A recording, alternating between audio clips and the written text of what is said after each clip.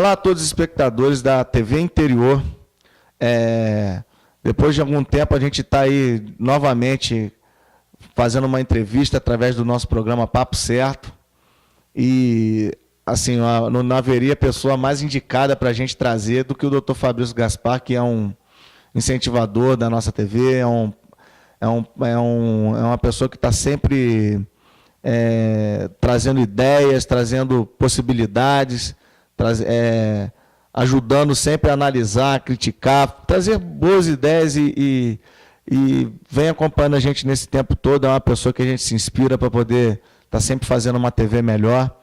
Esse é um projeto que a gente está sempre tentando debater assuntos que são pertinentes, mas sob a nossa ótica, né? Sob a ótica do interior, sob a ótica daquilo que a gente vive, vivencia, analisa aqui, que foge um pouco, né, doutor, das análises do Globo News, da Band News, dos jornais grandes. A gente quer aqui, assim, sob a nossa ótica, trazer essa expectativa. Obrigado por você ter aceitado mais uma vez o nosso convite. Não, sem sombra de dúvida, quem fica extremamente homenageado e honrado, Eduardo, sou eu. Quero aqui saudar todos os espectadores da TV Interior, daí as boas-vindas a esse empreendimento tão importante, né, que é levar cultura, levar política, levar discussão e levar conscientização e sabedoria ao nosso interior. Você falou realmente, a nossa visão tem que ser a nossa visão. Acho que nós não temos que ficar vinculados ao que a Globo diz, ao que a Record diz. Com todo respeito, temos que ter ciência, mas é muito importante nós termos um espaço de consciência crítica, um espaço de discussão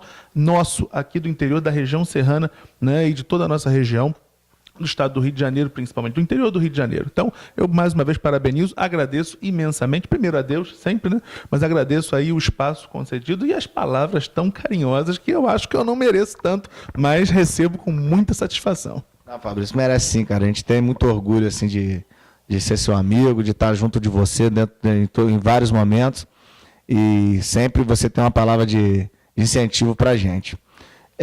Doutor, a gente está enfrentando aí um momento crítico, né? Há um ano atrás, mais ou menos, quando nós fizemos a nossa entrevista, nós estávamos discutindo impeachment, nós estávamos discutindo um Brasil sem rumo, desgovernado, e um ano depois nós estamos aí sobre a ED do presidente Michel Temer, que também não vem deixando bons exemplos, mas, de alguma forma, tentando tocar esse barco em alguma direção, embora o passado, as denúncias, todo o clã político que envolve esteja sob júdice, né? esteja sempre sendo questionado. Exatamente. A validade dessas pessoas estarem governando o país. Então, queria que você fizesse, para a gente começar a nossa entrevista, uma análise desse um ano. O que você consegue ver de diferente, o que você consegue ver, e é claro, dentro de um ano a gente vai esmiuçar alguns pontos. Eduardo, é um desafio muito grande que você me dá, porque há um ano atrás, realmente, quando nós estávamos aqui,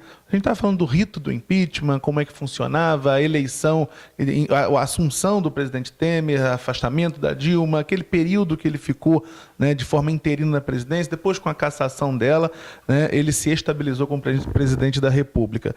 E eu, sinceramente, acho que você também, e acredito que todos os nossos espectadores que viram e que ouviram e que pensaram ao tempo daquela entrevista, nós não imaginávamos que a coisa poderia piorar tanto, né? Infelizmente, nós tivemos um processo muito caro à democracia, que é o processo de deposição de um presidente legalmente, legitimamente e democraticamente eleito, né, que foi a nossa presidente Dilma Rousseff, que havia sido eleita, mas que o Congresso Nacional, através das formas totalmente legais, entendeu que ela havia cometido uma falha e que não havia mais condições dela continuar.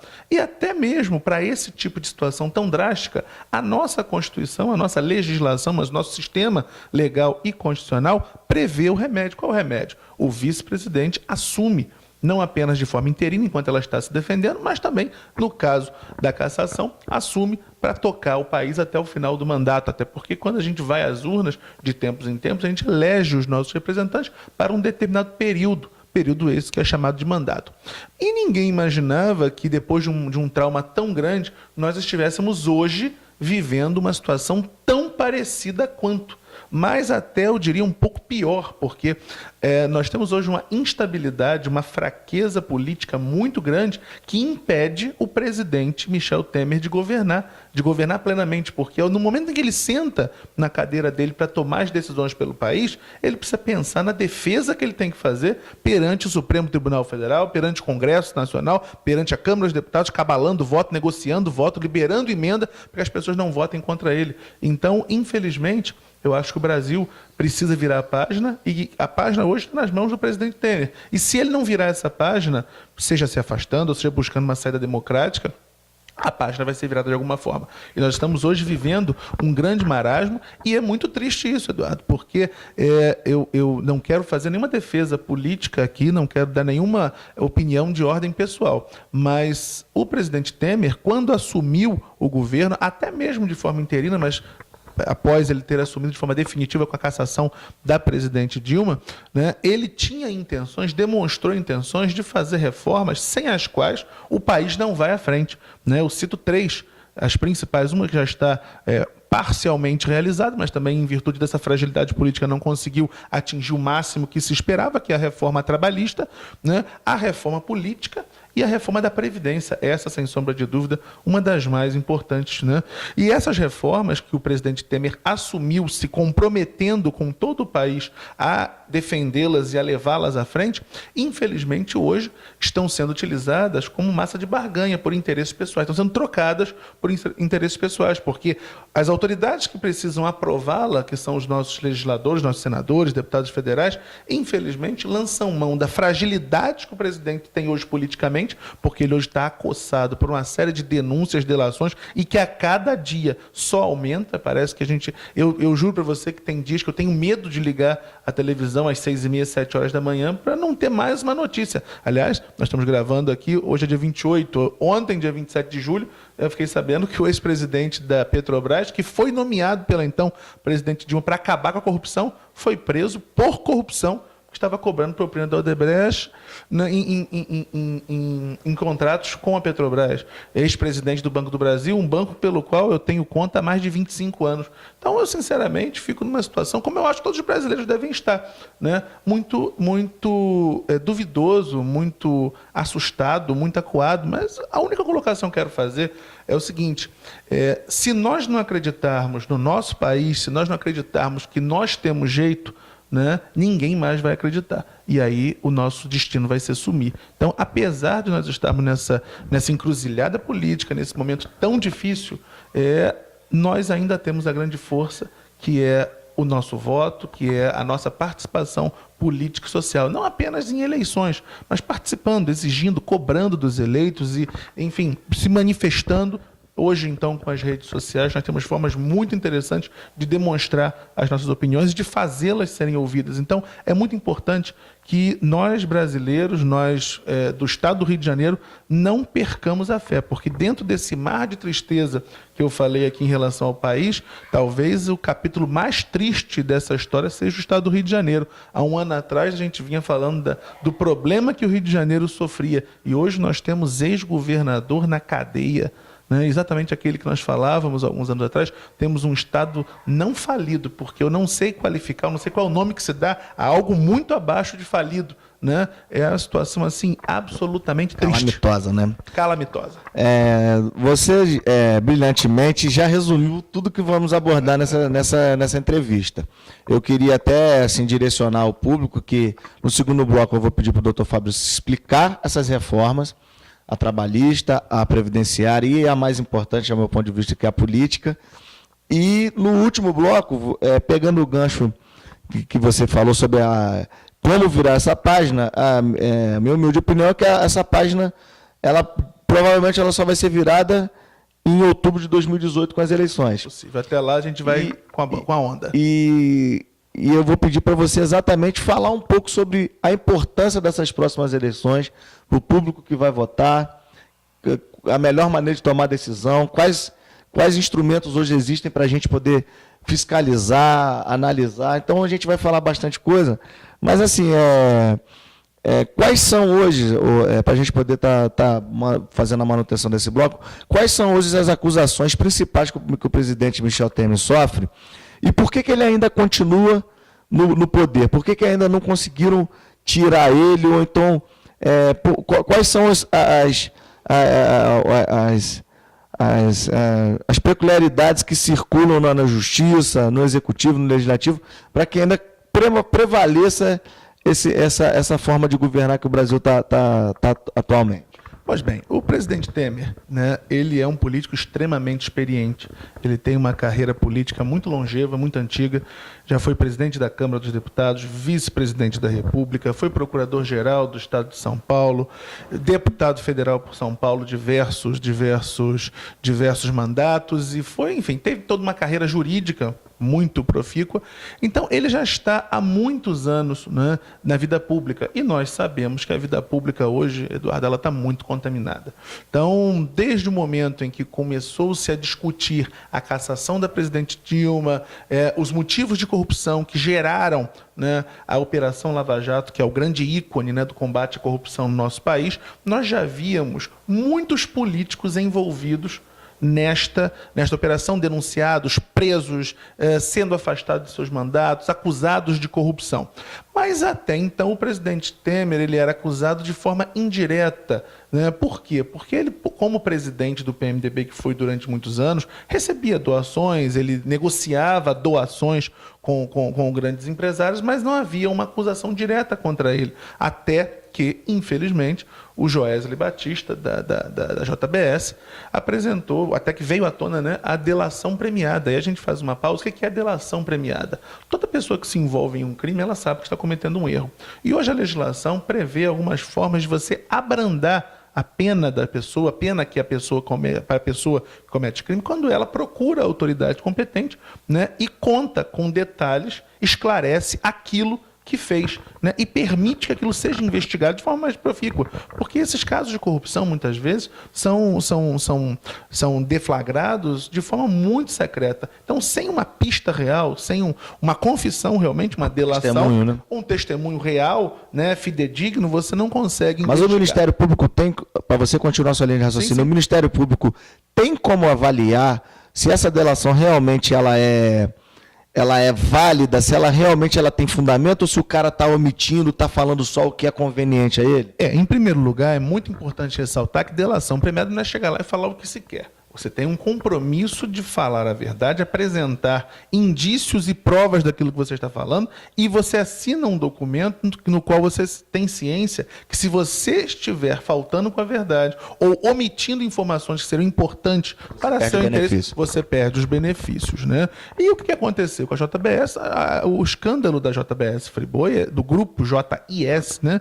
Que, enfim, envolve empresas de proteína animal como JBS, de laticínios como a Vigor, Havaianas, enfim, se for ficar falando aqui, vamos levar a tarde inteira, porque realmente era um conglomerado muito grande e expressivo de empresas. Mas esse escândalo da JBS em si demonstrou o grande conluio que havia entre políticos, entre grandes autoridades, e ficou demonstrado que esse grande empresário possuía relações diretas, e ele comprovou que o presidente Michel Temer teria sido beneficiado de forma direta através de um assessor especial dele, presidente Temer, que teria recebido uma mala de R$500 mil, né? Existem vários, e óbvio que isso é igual ao dominó. O primeiro cai, vai caindo vários. Então, esse foi o start. O que eu quero dizer é o seguinte: o presidente Michel Temer, por sua experiência política, por ter sido presidente do PMDB, por toda a sua história, ele já vinha costeando o alambrado. Ele estava muito perto das denúncias, assessores dele caindo, como o Henrique Alves, Jadel Vieira Lima, e ele ainda estava de pé. Infelizmente, o tiro certeiro, o primeiro tiro, né, do qual ele não caiu ainda, foi do Joesley Batista, onde acusou ele de ser o grande mandante de uma grande quadrilha, e daí acenou o Ministério Público Federal, a Procuradoria da República, virou todas as suas armas contra ele. E aí, qual é a diferença entre o que a Dilma sofreu para o que o Michel Temer está sofrendo? A Dilma sofreu um processo político. Ela foi acusada de crime político. O Michel Temer está sendo acusado de crime comum, crime de corrupção. E no caso de crime político, quem julga é o Senado através do processo de impeachment. No caso de crimes de corrupção, quem julga o presidente da República, crime comum, é o Supremo Tribunal Federal. Porém, necessita de autorização do Congresso Nacional, da Câmara dos Deputados, para que possa proceder com São os 324 votos. Exatamente. E o Michel Temer, ele é um presidente extremamente impopular, porém ele é o senhor do Congresso. Esses anos todos de bastidores, de vice-presidência, de partido, de presidência partidária, de domínio do domínio, estatuto ele realmente ele tem, de estatuto do regimento interno da Câmara, ele realmente ele tem um grande conhecimento, ele tem um grande poder sobre os congressistas e está usando mão de todo esse conhecimento para tentar barrar a aceitação da denúncia contra ele. Porque se isso acontecer, ele terá que se afastar, assim como aconteceu com a Dilma. Então assim, Fabrício, diante desse quadro, a gente percebe que a economia que poderia, e aí eu acho que você está falando infelizmente exatamente por isso, né? Porque a economia que poderia estar sendo direcionada para uma retomada, brecou, e investimentos externos, o país está sob total desconfiança. Exatamente. E capital mais substancioso e sério, ele está evitando o Brasil, sabe que o Brasil, enquanto não tomar um prumo, não vai conseguir tomar uma... A verdade é que a economia ela depende do fluxo de capital, depende de investimento e circulação de dinheiro. E o Brasil não tem o dinheiro suficiente para circular autonomamente, depende de investimento estrangeiro. E os estrangeiros, os grandes investidores estrangeiros, quando eles buscam países para investir, né, o seu capital, eles buscam países que tenham instituições sólidas para garantir que eles vão ter 20, 30 anos de investimento e retorno daquele capital. Qual é a garantia que nós temos hoje num país onde você não tem certeza de como está a presidência da República, de as governadorias de Estado, se hoje o sujeito está governando, amanhã está preso, e isso se reflete de forma muito direta em toda a burocracia estatal e reflete na economia de forma negativa, ou seja, a economia não anda, a economia trava. Então, a partir do momento em que as pessoas não querem investir no nosso país, que os investidores internacionais, enfim, os donos do capital não querem investir no nosso país em virtude dessa ausência de certeza, dessa insegurança jurídica e política que nós temos, né? Nós temos aí um abismo no qual realmente a gente não sabe quanto tempo vai sair, mas acreditamos que isso melhora em algum tempo. E as reformas que vinham sendo prometidas e debatidas, elas seriam, assim, a primeira tábua de salvação para gerar credibilidade no mercado internacional. Exatamente. A gente vai falar das reformas agora no segundo bloco, assim, só para fechar o bloco...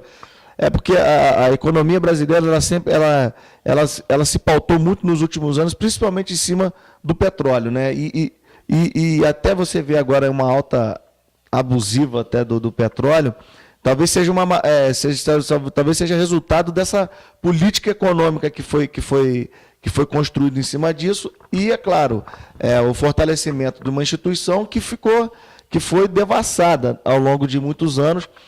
E o investidor internacional, ele imagina que o dinheiro que o Estado ele recebe, ele deveria estar sendo direcionado para a construção de uma estrutura para o desenvolvimento do país, e aí sim você vê o retorno financeiro. Exatamente. Se o Estado ele arrecada e repassa isso para que o país se desenvolva, cresça, você teria esse retorno mais garantido. Só que, infelizmente, o dinheiro que seria usado para fortalecer o mercado, a economia nacional, ele foi desviado. Exatamente. Em sua grande maioria, no caso do Estado do Rio de Janeiro, parece que todo, né? Parece que até o que não tinha foi saqueado, foi comprometido, né? Então, Fabrício, eu vou chamar o intervalo para que no segundo bloco a gente possa estar falando sobre as tão faladas, né, reformas. Queria que você explicasse um pouco sobre cada uma delas. Certamente. A gente já volta para o segundo bloco do programa Papo Certo, aqui na TV Interior.